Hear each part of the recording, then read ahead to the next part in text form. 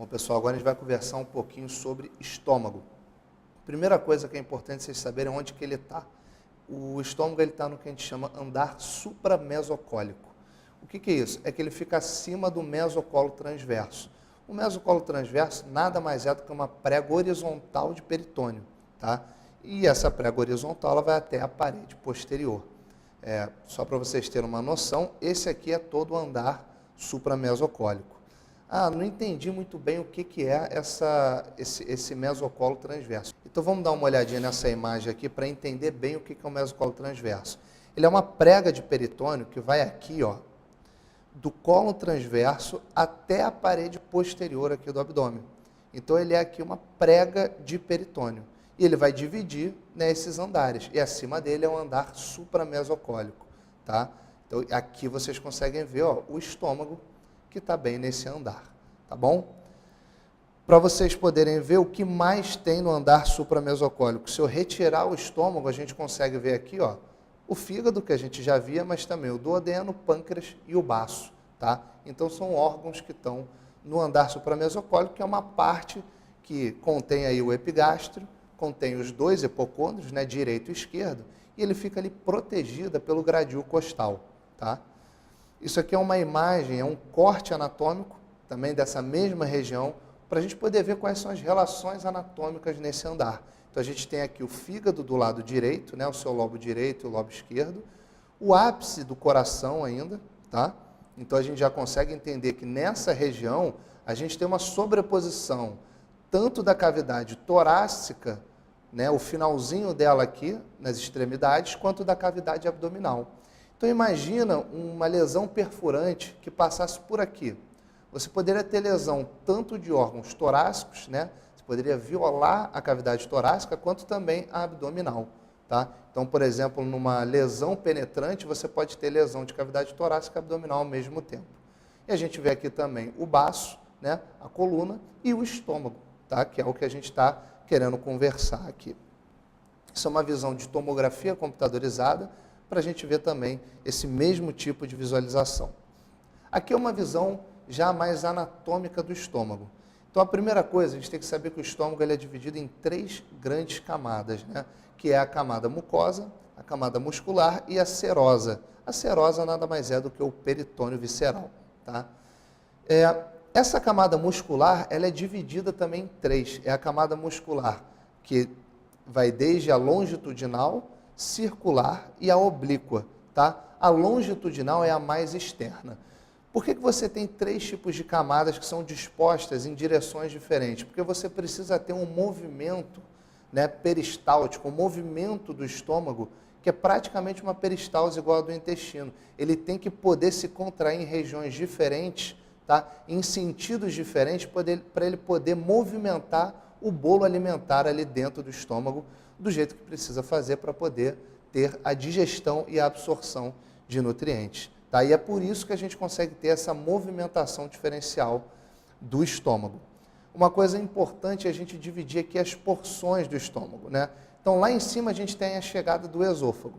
Então essa parte que eu pintei aí ainda é esôfago. Mas ali em cima também a gente tem uma incisura chamada incisura cardíaca, tá? E essa região aqui, essa região inicial que eu estou colocando é a cárdia, que eu acabei de pintar. Então, essa primeira parte aqui do estômago é a cárdia. Da incisura cardíaca, se a gente traça uma linha horizontal, a gente vai ter a delimitação ali do fundo, tá? O fundo gástrico. Lá embaixo, a gente tem uma outra incisura, que é a incisura angular, que fica mais ou menos nessa região aqui.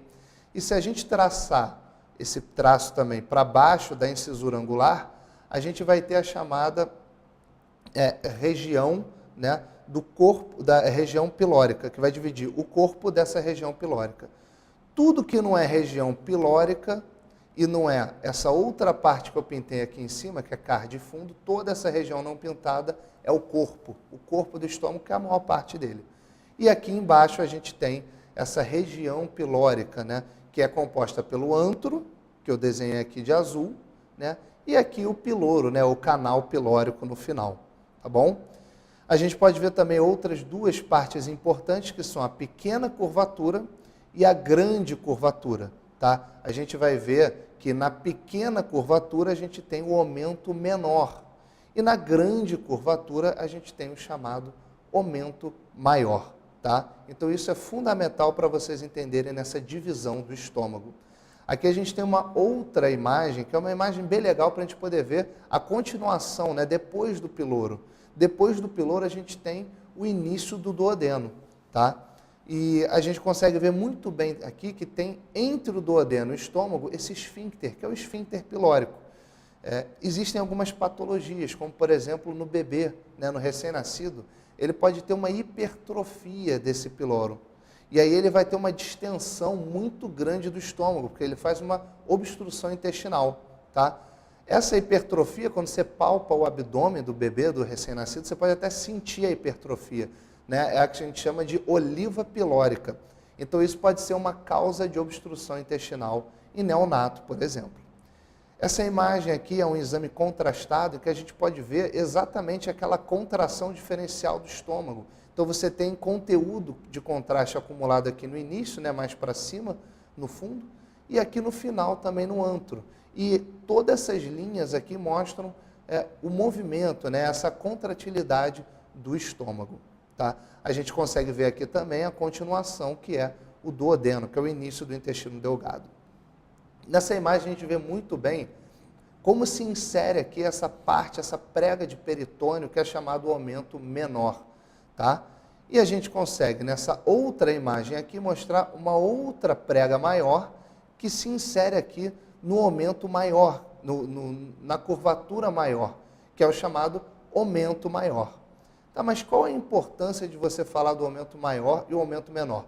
O aumento, além de ter algumas funções, né, de defesa para a cavidade abdominal, é importante a gente saber que é através dele que acontece a vascularização do estômago. Então, nessa imagem aqui, a gente pode ver muito bem que existe uma vascularização que é através do aumento menor aqui em cima, tá? Que são as artérias, né, gástricas direita e gástrica esquerda, elas duas vão se anastomosar, vão se unir aqui no aumento menor, tá? Na curvatura menor. E tem também as gastromentais, direita e esquerda, que vão se unir, vão fazer uma anastomose aqui na curvatura maior, através do aumento maior também.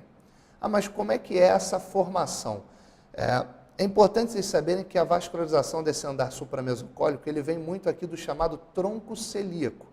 O tronco celíaco, ele vai formar a artéria hepática comum, esplênica e a gástrica esquerda, tá? Da hepática comum vai sair a gástrica direita e as duas vão correr aqui pela curvatura menor através do aumento menor e vão se anastomosar nessa região mais superior. Além disso, a gente tem a gastromental direita, que sai aqui da gastroduodenal, tá? E a gastroduodenal é um ramo da hepática comum.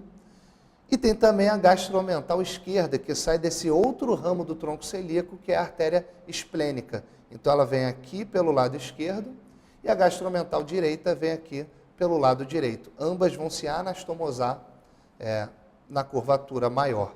Ah, Lucas, não entendi, ficou confuso. Então a gente fez aqui um esquema para vocês entenderem um pouquinho melhor essa vascularização, que realmente não é uma coisa muito fácil de entender.